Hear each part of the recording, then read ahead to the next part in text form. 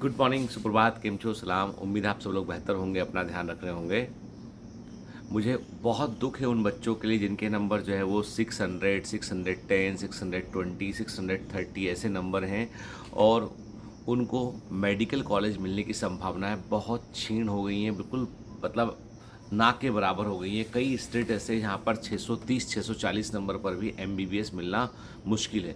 और वो भी ये वो स्कोर था जिस स्कोर पर आपको अच्छे कॉलेज मिल जाया करते थे।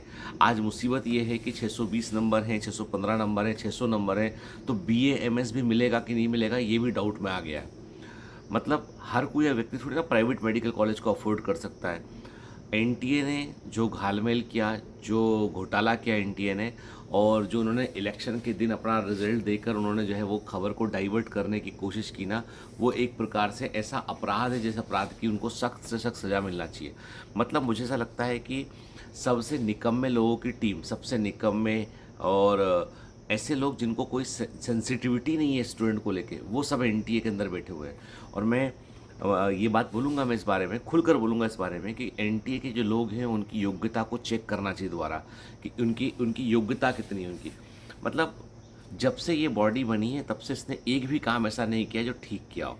जैसे सिलेबस है, सिलेबस में भी वो लिखेंगे फ्रॉक, ब्रैकेट में कर देंगे इंसेक्ट, और बाद में इंसेक्ट का क्वेश्चन डालेंगे। जबकि 11th क्लास एनसीईआरटी से कॉकरोच पूरी तरीके से हट चुका है। 11th क्लास एनसीईआरटी से हट चुका है, ठीक है। उठा के उधर फिर एक्सप्रेशन देंगे कि it should be read as a frog and insect. मतलब कुछ भी, मतलब आपको सिलेबस बनाते नहीं आता है, सिलेबस को रेक्टिफाई करते नहीं आता है, बच्चों को कंफ्यूज करते हो, लास्ट मिनट में छेड़ करते हो चीज़ों की, और उसके बाद फिर रिजल्ट ऐसा देते हो। और 719 और 718 नंबर का एक्सप्लेनेशन आपका ये है कि हमने टाइम को देखा, हमने टाइम, जिनका आप जो टाइम मैनेज नहीं कर पाए उसके लिए अरे कौन सा फार्मूला लगाया भाई, बता दो हमको फार्मूला। और एक बात बता दूं मैं, सभी लोग ध्यान सुन लीजिए, जिस प्रोसीजर की जानकारी इन्होंने अपने इन्फॉर्मेशन बुलेटिन में नहीं दे रखी है उसको ये अप्लाई नहीं कर सकते हैं। यदि इन्होंने इन्फॉर्मेशन बुलेटिन में लिखा होता कि टाइम गड़बड़ होने पर हम ऐसे करेंगे, ये फार्मूला लगाएंगे, तो हम बात मान भी लेते। लेकिन आप ऐसे अपने मन से, कोई बपोती थोड़ी ना है, तो अरे बाप का राज है कि तुम कुछ भी नियम बनाओगे और संभाल लेंगे उसको, ठीक है भाई।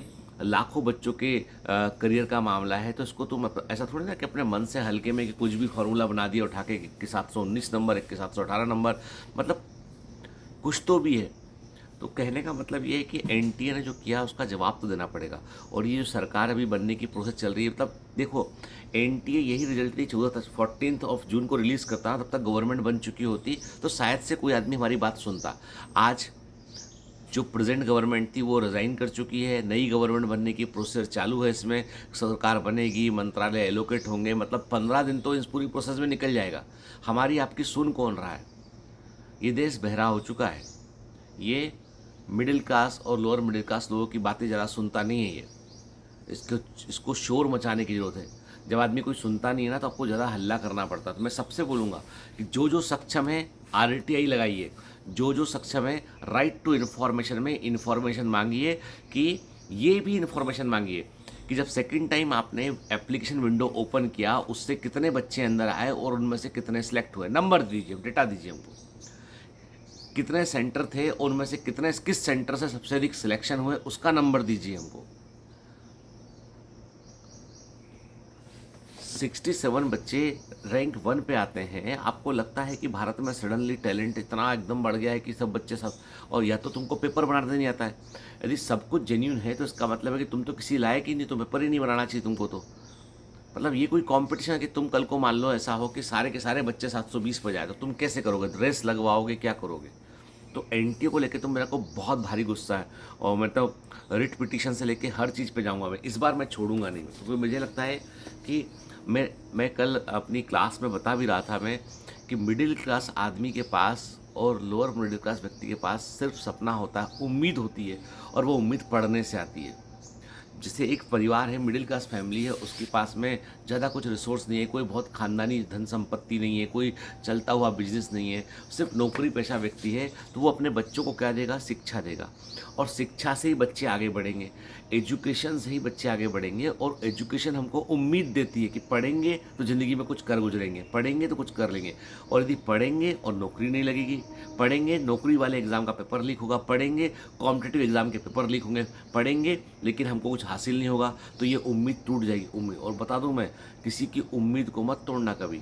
जो जो मिडिल क्लास फैमिली के पास सिर्फ उम्मीद है, होप है, और तुम उससे तो सिर्फ वो भी छीन लोगे तुम उससे। क्या लगता है आपको इस देश में जो है वो तकरीबन 1.5 अरब के आसपास लोग हैं, वो तुम्हारी बदतमीजी को बर्दाश्त करते रहेंगे, चाहे किसी की गवर्नमेंट हो, किसी गवर्नमेंट हो, कितना ही तुर्रम खा आदमी क्यों ना हो, ठीक है। जिस दिन पब्लिक के दिमाग में आए ना, उखाड़ फेंकेगी सरकार को। तो पब्लिक का धैर्य का टेस्ट मत कीजिए प्लीज़, डोंट टेस्ट पेशेंस ना। जो हमारे बच्चे हैं उनका पेशेंस टेस्ट मत कीजिए, आप गलत कर रहे हैं, बहुत गलत कर रहे हैं। The government should answer, the responsible officer should. NTA इतना बकवास बॉडी है कि ट्विटर पे लिखता है। अरे हिम्मत है तो तुम बाकायदा नोटिफिकेशन निकालो ना, तुम ट्विटर पे लिखते हो। साला ट्विटर क्या ऑफिशियल चीज़ हो गई, क्या हो गया है? गुस्सा है इसलिए मैं कुछ वर्ड गलत यूज़ कर रहा हूँ यहाँ पे। मतलब एकदम आपने जो है मजाक बना के रख दिया आपने देश के बच्चों का। और मैं इसलिए नहीं गुस्सा हो रहा हूँ कि मैं नीट का टीचर हूँ, मैं, अरे भाई मेरे बच्चे भी खूब सिलेक्ट हुए, लेकिन मुद्दा ये है कि बहुत सारे बच्चों के साथ में सिलेक्ट हुए हैं पर रैंक बहुत पीछे है उनकी, जो वो डिज़र्व नहीं करते थे। और तुमको लगता है कि सब वही रैंक डिजर्व करते थे वो लोग साल भर पढ़ कर भी? तो पेपर का लेवल सुधारो भाई। मुझे मालूम है, मुझे मालूम है इस लड़ाई से हमें ये सरकार कुछ हासिल नहीं होने देगी हमको, क्योंकि ये बहरी सरकार सुनेगी नहीं हमारी बात, ये सुनेगी नहीं, रिस्पॉन्ड नहीं करेगी, तो हमको कुछ मिलेगा नहीं, हमको कुछ हासिल होगा नहीं हमको। इसका मतलब ये है, कई बच्चों ने पूछा है कि सर क्या रीनीट होगी? मैं कहता हूँ कि ये सरकार में इतना गट्स ही नहीं है, रीनीट नहीं होगी। सर क्या दोबारा रिजल्ट इशू होगा? दोबारा रिजल्ट भी इशू नहीं करेंगे ये लोग। क्या ये अपनी गलती मानेंगे? अपनी गलती भी नहीं मानेंगे ये लोग, क्योंकि अकड़ इनके डीएनए के अंदर आ चुकी है, अकड़ इनके डीएनए में आ चुकी है। नहीं मानेंगे, कुछ नहीं मानेंगे। फिर इस लड़ाई से हासिल क्या होगा सर? आपने से किसी ने क्वेश्चन किया। जब हम नीट को दोबारा नहीं करवा सकते, रिजल्ट को दोबारा नहीं इशू कर सकते हैं, ये गलती अपनी मानेंगे नहीं, तो फिर क्या? पेपर लीक को भी ये ऑथेंटिक नहीं बोलेंगे, कोई सीबीआई नहीं जांच नहीं होगी उसकी, कोई एसआईटी नहीं बैठेगी उस पर। तो इसका मतलब जब ये सब कुछ नहीं होगा तो फिर फ़ायदा क्या होगा? फ़ायदा ये होगा, जितना शोर मचाओगे अगली बार बेईमानी करने से पहले बेईमान आदमी डरेगा। अगली बार बेईमानी करने से पहले बेईमान आदमी 2 बार सोचेगा। शोर नहीं मचाओगे तो उसकी हिम्मत बढ़ जाएगी और वो आपके साथ अगले साल भी यही करेगा। यदि आपने शोर नहीं मचाया ना, तो ये बेईमान आदमी अगली बार भी यही करेंगे। इनकी हिम्मत बढ़ जाएगी, इनके गिरेबान पकड़ लो जाके, इनको मत आगे बढ़ने दो। इतना शोर मचाओ सोशल मीडिया में सब जगह पे कि इन लोगों के कान खड़े हो जाएं और अगली बार ये सोच भी ना पाए ऐसा। ये लड़ाई इस बार की तो है ही नहीं है, इस बार तो जो होना था हो गया। अब जिन बच्चों के 620 नंबर 610 नंबर है, मैं यही बोलूँगा बेटा दिल छोटा मत करो। और पेरेंट्स को बोलूँगा कि बच्चों का साथ दो अपने। आपका बच्चा अयोग्य नहीं है, कुछ बेईमान लोगों ने बीच में घुसकर जो है ना आपके बच्चे का हक छीना है। और कोई हक छीनेगा ना, छोड़ेंगे नहीं उसको, कोई हक छीनेगा छोड़ेंगे नहीं उसको। और ये बहुत बड़े बड़े कोचिंग इंस्टीट्यूट जो है चुप बैठे हैं ना, जो कुछ नहीं बोल रहे हैं, क्योंकि इनके बच्चे हैं, इनको पता है कि यदि ऐसा हुआ तो भी रिजल्ट झड़ जाएगा पूरा। वो साथ दीजिए। आज सिर्फ यूट्यूब पे पढ़ाने वाले टीचर जो इंटरनेट पे पढ़ा पर जो ऑर्गेनाइजेशन है, चाहे आप अनअकैडमी की बात कर लें, चाहे आप वेदांतु की बात कर लें, चाहे आप फिजिक्स वाला की बात कर लें, चाहे आप जो है वो बायोमेंटर्स की बात कर लें, चाहे आप किसी और ऑर्गेनाइजेशन की बात कर लें, जो ऑनलाइन के प्लेयर्स हैं वे सब खुलकर बोल रहे हैं। जो ऑफलाइन के प्लेयर उसमें से कुछ बोल रहे हैं, बाकी सब साइलेंट बैठे, चुपचाप बैठे। अरे भाई हम पूरी ज़िंदगी धंधा कर सकते हैं, बिजनेस तो पूरी ज़िंदगी पड़ा है, लेकिन जब इनजस्टिस हो रहा हो ना और तुम चुप बैठोगे ना, तो तुमको ज़माना माफ़ नहीं करेगा कभी। याद रखना, ज़माना माफ़ नहीं करेगा, ज़माना माफ़ नहीं करेगा। क्योंकि जस्टिस होना चाहिए इस चीज़ के साथ में। हम क्यों, एक एक बच्चा जब रोता है ना, बहुत दिल दुखता है। एक एक आंसू की कीमत लेने का मन करता है कि इनसे जाके मैं कीमत चुकाओ तुम उसकी। मतलब ये बहुत ज़्यादा है। मैं इतना गुस्सा पहले कभी नहीं हुआ, क्योंकि मुझे लगता था कि नहीं यार, ये लोग कोई तो है, सिस्टम है, कोई देख रहा है, कोई कर रहा है। अब लगता है कोई सिस्टम ही नहीं है, जिसकी लाठी उसकी भैंस। मजबूर मत करो। सारे बच्चे एनटीए के ऑफिस के बाहर खड़े होंगे एक दिन, आपको समझ नहीं आएगा क्या हो गया आपके साथ में।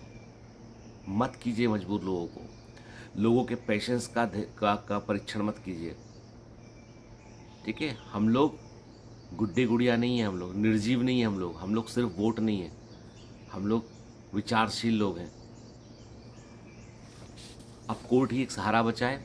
आप लोग राइट टू इन्फॉर्मेशन लगाइए, कोर्ट में हम लोग पिटीशन लगाते हैं। ऐसा नहीं चलने देंगे हम। एक दिन ये सब खत्म होना चाहिए। क्या ऐसा था कि तुमको 4 जून को रिजल्ट देना था? क्या ऐसा था कि तुम मीडिया से छिपा रहे थे इसको? क्या तुमने इलेक्शन के दौरान पैसा कलेक्ट किया? क्या किया, क्या है तुमने, बताओ। एनटी को जवाब देना पड़ेगा। एनटी ऐसे नहीं जा सकता है। और भैया छोड़ दो यार, हमारे बच्चों को छोड़ दो। हर स्टेट अपना स्टेट मेडिकल बोर्ड से खुद एग्ज़ाम ले लेगा, है ना। तुम अपना ऑल इंडिया कोटा 15% वाला सीबीएसई को वापस कर दो भैया, तुम एग्ज़ाम कंडक्ट करो। और उसके अलावा तुम एम्स को तुम मत चिंता करो यार, हम फीस भर देंगे, तुमको चिंता मत करो, हम अलग अलग एग्ज़ाम के बच्चे फीस भर देंगे। तुमने यही बोला था ना, नेशनल टेस्टिंग एजेंसी इसलिए बना रहे हैं ताकि एक जगह पे काम हो, बच्चा एक बार फॉर्म भरे और उसके साथ ज़िंदगी भर का घोटाला एक ही बार में हो जाए और हमको दोबारा घोटाला ना करना पड़े। यही चाह रहे थे ना तुम। हो गया, तुमसे नहीं हो पाएगा भैया, तुमसे नहीं हो पाएगा। तुम हमारे एम्स के एग्ज़ाम को अलग कर दो, हमारे एएफएमसी एग्ज़ाम को फिर से अलग कर दो। तुम हमारा जो है सीबीएसई वो बोर्ड को वापस से 15% कोटे वाला एग्ज़ाम ऑल इंडिया पीएमटी दोबारा शुरू करवा दो, स्टेट पीएमटी दोबारा शुरू कर दो। स्टेट में यदि कोई करेगा घोटाला तो स्टेट की जनता निपट लेगी उससे। मत करो, तुमसे नहीं हो पाएगा भाई, तुम नहीं कर पाओगे। तुम निकम्मे निठल्ले लोग हो, तुम नहीं कर पाओगे, तुम्हारे बस की कुछ नहीं है।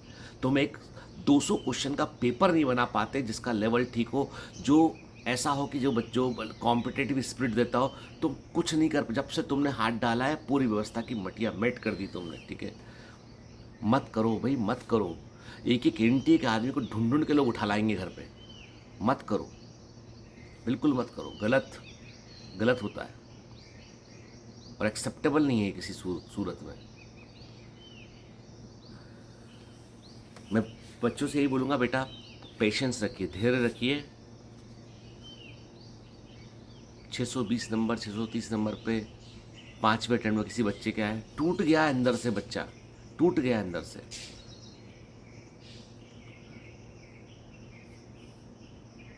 बच्चे बोलते हैं सर आप, मैं यही बोलता हूँ बेटा, कुछ महीने की बात हो रही, आपको लगता है ना, दिल आपका कहता है कि मुझे एमबीबीएस ही करना है, तो तैयारी मत छोड़ो।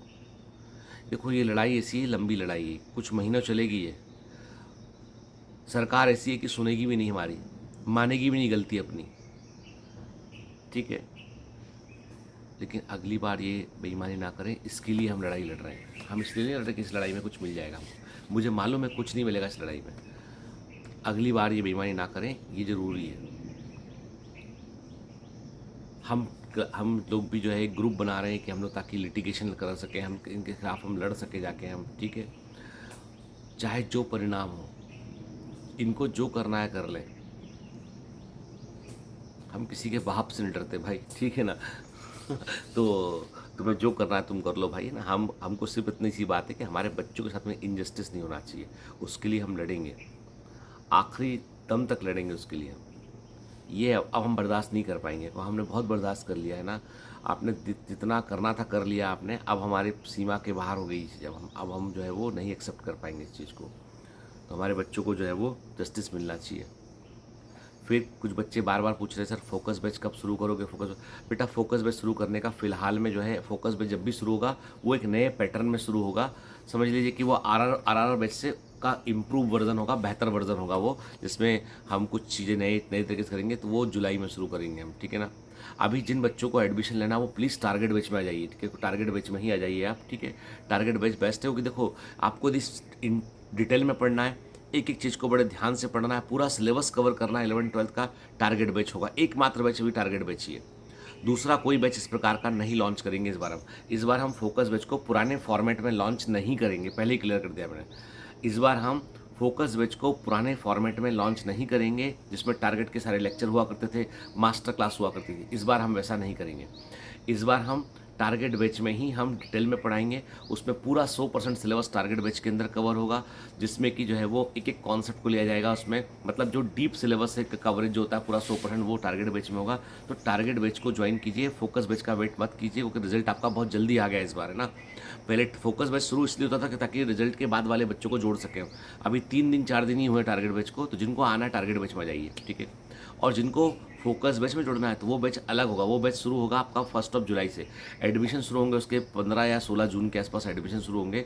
और उस बैच में जो है वो सेवल जो है वो चैप्टर वाइज कॉन्सेप्ट, मतलब उसमें क्या होगा कि उसमें बहुत जैसे जैसे टारगेट में डिटेल में पढ़ाते हैं ना, वैसे ना पढ़ा के आप समझिए कि वो बैच जो है वो एक्सक्लूसिव रहेगा। इसमें कि बेसिकली हम लोग प्लान कर रहे हैं लाइव क्लास। उसमें लाइव क्लास होगी जिसमें कि एक क्लास में आपका एक चैप्टर पूरा होगा, ठीक है, लाइव। तो वो रिवीजन के लिए होगा बेसिकली। फोकस बेस इस साल पूरा रिवीजन के लिए होगा और टेस्ट की प्रैक्टिस के लिए होगा। मतलब मंडे को जैसे आपका क्लास लगा लाइव आपका, तो मंडे के ट्यूसडे को आपको उसी क्लास का पूरा 100-150 क्वेश्चन का डीपीएस मिलेगा आपको, ठीक है। उसके बाद अगला दिन क्लास लगेगा। तो फोकस बैच का फॉर्मेट इस बार थोड़ा डिफरेंट रहेगा आपका। और ताकि जिन बच्चे के 600 नंबर के हैं, 550 नंबर है, उनको रिवीजन बेसिकली करना है, तो उन लोग को उसकी हेल्प मिल सके पूरी। और टारगेट बैच जैसा चल रहा है वैसा चलेगा, ठीक है। वैसे भी फोकस बैच कोविड के समय शुरू हुआ था, उस समय एग्जाम लेट हो रहे थे, तो इस बार फोकस बैच के फॉर्मेट को चेंज किया है। तो मतलब जो भी बैच हमारे पास इस समय है वो सिर्फ एक बैच है, टारगेट बैच है। और पूरा 100% अटेंशन हमारा टारगेट बैच के ऊपर रहेगा। फोकस बैच जो नए पैटर्न में आएगा उस पर भी हमारा अटेंशन रहेगा। पर अभी मैं बोलता हूँ जिनको डिटेल में पढ़ना है वो टारगेट बैच में जाए। सिंपल सा फंडा है।